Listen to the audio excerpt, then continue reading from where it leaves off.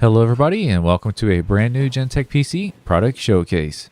Today we're going to be going over the brand new MSI GE75. Now this particular review is going to be going over the model that has the RTX 2080, but you can also order this laptop with the RTX 2070 and RTX 2060. So be sure to check out the video description where the product page link is at, and you can see all three options there. So our review today will follow the full traditional format. We'll start things off with our unboxing, so you can see what to expect for yourself if you order one. Then we'll move into taking a first look at the outside of the laptop, including the interfaces for connectivity. Moving into the inside of our computer, we'll look at the device manager and our hardware. And then we'll move into our benchmarks, both thermal benchmarks, weight benchmarks, size benchmarks. And then we'll summarize everything up at the end and have a full disassembly. So first up, we have a little bit of information about the GE75. It's not quite as big and as powerful as the GT75, but not as small and as light as the GS65. So this falls somewhere in between. So overall, the GE75 might have a really happy medium that a lot of people might be interested in. And of course, as we go through the review, we'll touch on all those great points that might either make it or break it for you. So moving along with our unboxing, we've got the laptop out and we've set that aside. We're going to be digging back through the rest of the box to show you what else to get. We have our standard drivers and warranty information packet here. At the top quarter, we have the power adapter. And we'll get that unsleeved and show you the close-up of that. Now at 20 volts and 14 amps, that means you have a total power output of about 280 watts.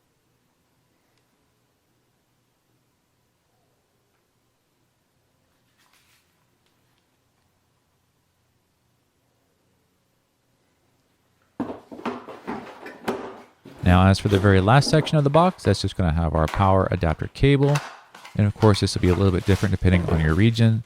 So we're going to have the North America power cable here.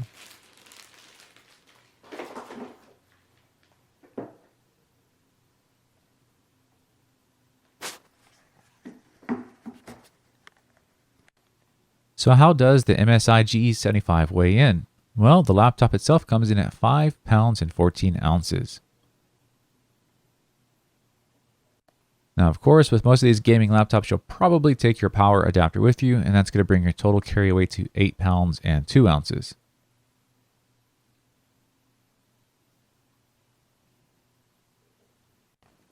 Now, as far as how this laptop measures up, well, we've got quarters for scale and an actual ruler for the measurements.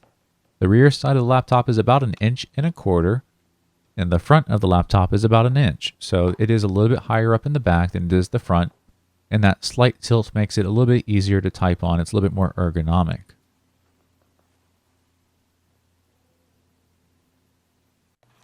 Okay, with our laptop now powered up, it's time to take a closer look at what we have. Starting with the bottom right-hand side, we have our sticker badge with a lot of the advertisements about what kind of features are in this laptop. Notably, the 144 Hz screen, and it has a 3 millisecond response time. Of course, we have our SteelSeries keyboard, the NVIDIA RTX video card, tons of high-end hardware in here, a very brightly lit LED backlit RGB keyboard, and a large touchpad. So we have a good layout here as far as the front side. Now, one thing that's always really nice to see is when the touchpad has the individual left and right click buttons. Those just seem to be so much easier to use than the integrated touchpads. And also coming back to the fact that we have a 17.3-inch screen, which makes it a larger laptop. Fortunately, we have such a thin bezel around the screen that it's actually almost more like a 15.6-inch laptop of the past. So we get the larger screen real estate, but we're not really increasing the overall size of the laptop by very much. So coming back to the notion that the GE75 probably has something to offer for just about everybody, the larger screen real estate means that you're going to be able to see things easier. If you're reading text, if you're video editing, it's going to be bigger and easier to see things. If you're watching a movie, it's going to be bigger and better. And if you're doing gaming, then the 144 Hz refresh rate is just going to be amazing for competitive gaming. So everything comes together here as a pretty solid overall package. So before we get too far ahead of ourselves, let's talk about the interfaces and connectivity that we have. On the right-hand side, we have an SD card slot and 2 USB 3.0 ports. You can see the intake vent there right behind those, and of course the 2 large exhaust vents on the rear.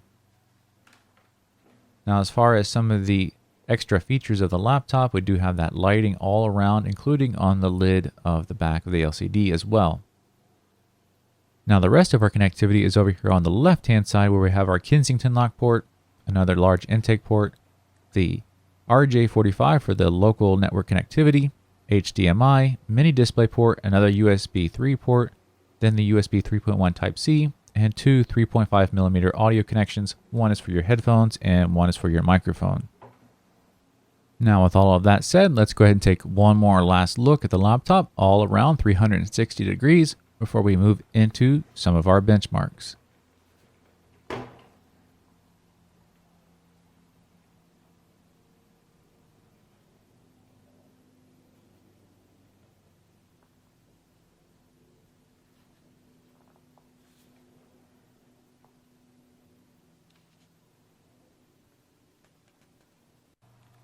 All right, now as we move into the benchmarking section of the review, let's take a look at our baseline hardware. Here you can see we have the NVIDIA RTX 2080. This is the full-blown RTX 2080, not the Max Q edition that has been slightly toned down to save power and heat. That is going to be paired with an i7-8750H for the CPU. For those interested in that monitor panel, here is the ID of that monitor panel so you can look it up. Again, this is a 1920 by 1080p screen, but it does have a 144 Hz refresh rate and a 3 millisecond response time.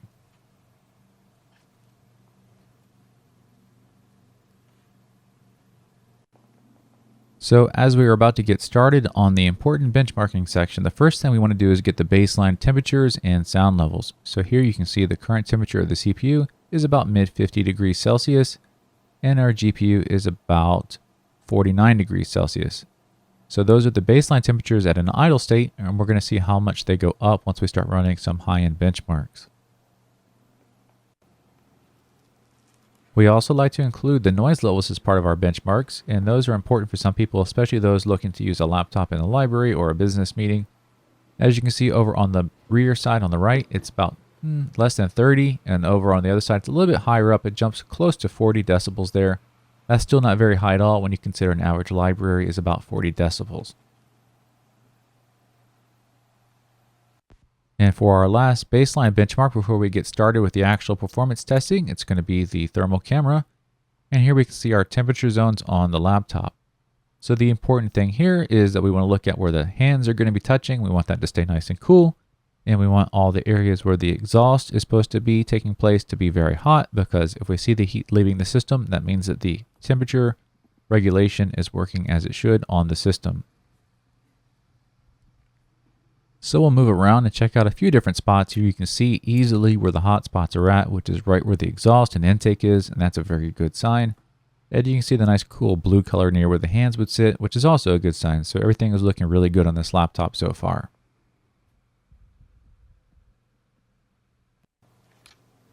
So if you ever want to take a look at what your system is up to currently, or make some tweaks to the system as far as the lighting and some of the performance options like your fan settings, the MSI Dragon Center is a one-stop shop for that. So this piece of software is laid out very nicely to help you get to a lot of those performance tweaks and just make sure that you can control all those cool features on the laptop from one place.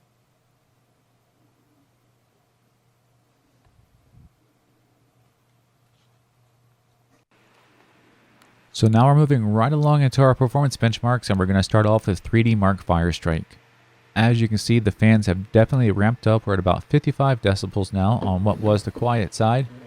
And for the louder side, it's at about 60 decibels there. So a little bit louder still on that side, but still very acceptable considering we have it under a very significant load.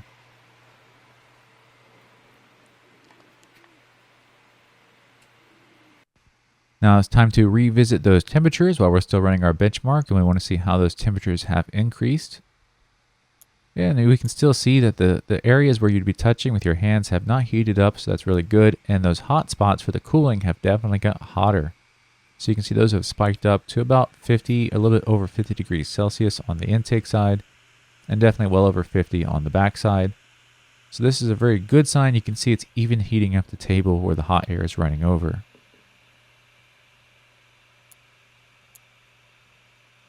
Now, truly the most important temperature test is going to be how hot the CPU and the GPU reach at maximum temperature during the course of the benchmarks. And we'll look at that here shortly as these finish up.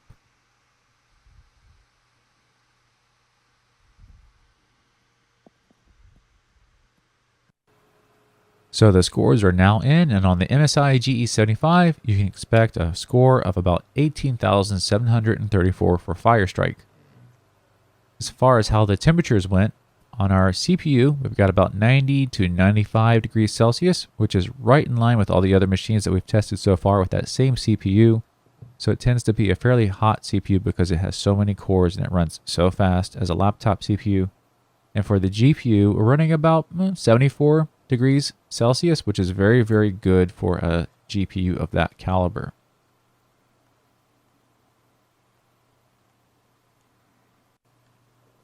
So we still have a few more benchmarks in store for you, and we're now running Cinebench R15. So the score that we're going to be most focused on here is going to be our frames per second.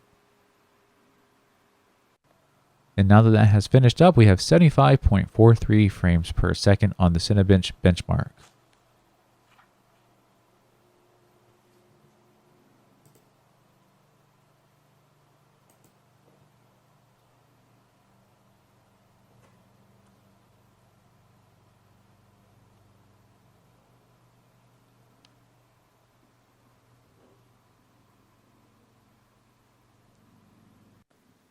Next up is going to be another sound level test for this sound system.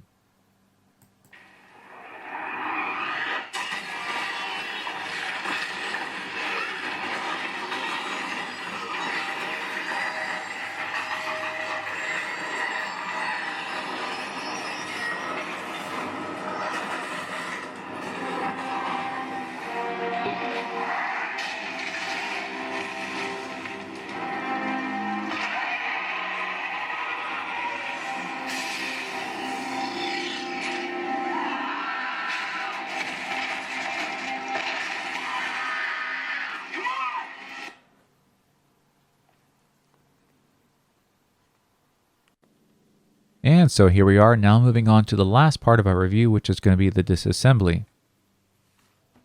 So simply looking along the perimeter, you'll see all the visible screws that have to be removed. And once you take the time to take all the individual screws out, the entire bottom part of the laptop will come off, allowing accessibility to the inside.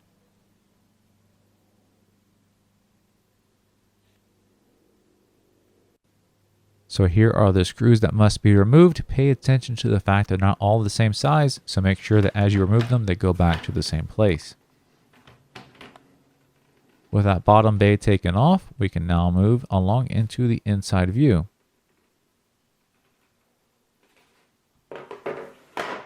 And here we are, we see a very large array of speakers. We have the subwoofers and the tweeters. We have a cool kind of technical looking engraving on the cover here, which is out of sight and out of mind, but this is something that Dyne Audio has done for us. We see our large cooling array here with all the heat pipes connecting, our 2.5-inch mass storage device, our M2 SSD for the fast class storage, and of course our RAM slots as well. Now, luckily, there's nothing crazy here that has to be taken apart to get to the other side of the motherboard where you might have hidden RAM slots. You can get to everything right up front, but of course, we're going to take it apart for you anyways.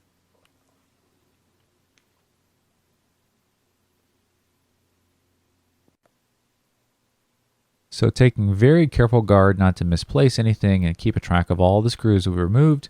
We've got the battery taken out, we've got the RAM taken out, our M2 SSD, the wireless adapter. Pretty much everything is removed. And by the way, here's the specs on the battery. It has a 6,340 milliamp capacity. Here's the speaker array from Dyne Audio, now taken out completely.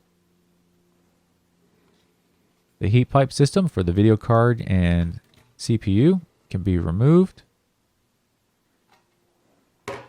And there you have a full-blown RTX 2080 and our Core i7 CPU.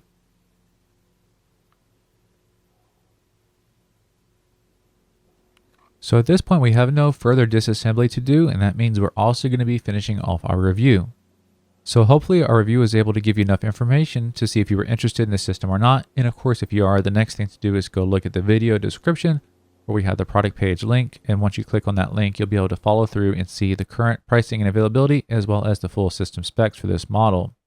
Now, if the review left you with any other questions that you would like to get answered, feel free to go down to the comment section of the video and ask those questions there, and we can answer those for you and everybody else. And never feel like you can't get one-on-one help. So if you need any one-on-one help, feel free to contact us by phone or email, and we'll be sure to get back to you so we can help you out. So once again, in closing, we just want to remind everybody this was Gen Tech PC, and we'll see you next time.